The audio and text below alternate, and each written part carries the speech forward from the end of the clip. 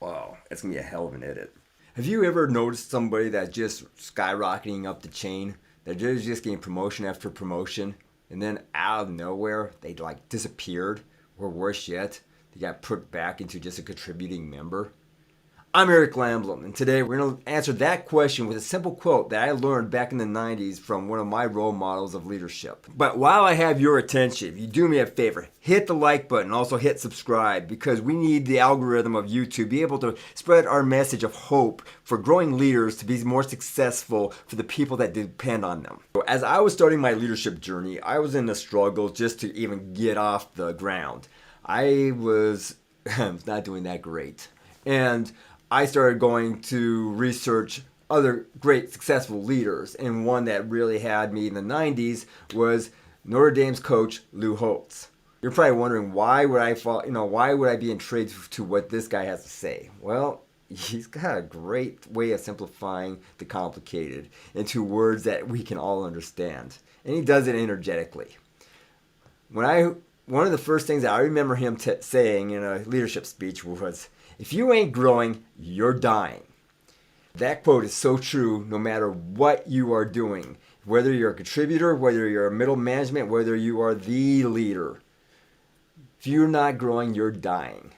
We see this every day. We see people like Bill Gates who continue to educate themselves into other fields outside their own core mission. We see them figuring out solutions, being contributors to areas that aren't even within their field. But yet, because they are intrigued by what's out there, allows them not only to grow, but teaches them also how to be a better learner.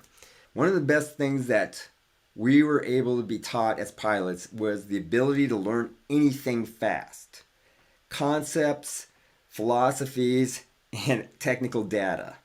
And the reason why is because the way that the Marine Corps constructs the aviation programs for us to move up in the chain, we are always learning something. And in doing so, we have created a culture of how to learn fast.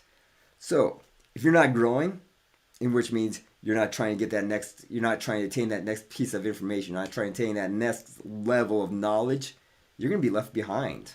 And here's an example. As I was growing, I had peers that were doing so much phenomenal work that I was happy just to be in their presence. And for me to keep up with them, I had to work twice as hard. In doing so, it created a momentum of me always growing, always finding that next thing that I had to learn to be successful just as much, or just to be at least successful as these guys were, who seemed to be doing it easily. Fast forward a few years. We're all in larger positions of responsibility. We're leading larger groups of people. And now we are masters of time management. For me, that meant the ability to set aside time to keep learning, to be in charge of the people that I need to be in charge of, to give them the time they needed, and also to be able to plan for the future of our organization. Well, most of my peers at that time, who I thought who were better than me, they were so reliant on their talent that they let the growth fall away, and they just worked on the day-to-day grind, also trying to also plan for the future. In doing so, they got left behind by the rest of us who were continuously growing to that next position. And it showed as the confidence of the leaders or of our bosses telling us, giving us more responsibilities, suggesting us to be in charge of, giving us leadership of different roles that were needed to keep the organization moving forward. So as a pilot, we are known for our ability to learn things fast. In doing so, that allows us to keep continuing moving forward and progressing to greater roles of responsibility. An example of that would be, as I was growing into my leadership positions, my peers that I thought were light years ahead of me were falling behind. I couldn't understand where they were, what happened to them.